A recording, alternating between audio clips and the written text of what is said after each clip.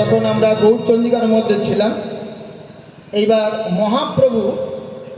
তিনি ভক্তগণকে শিক্ষা দিতে দিতে হঠাৎ শিবাস অঙ্গনে এক ভক্তকে ডেকে জড়িয়ে ধরেছে, আর পুরাবের ভাবে বিভোর হয়ে সেই ভক্তটাকে জড়িয়ে ধরে বলে উঠল, ওরে আমার প্রাণের মুকুল রে, ওরে আমার প্রাণের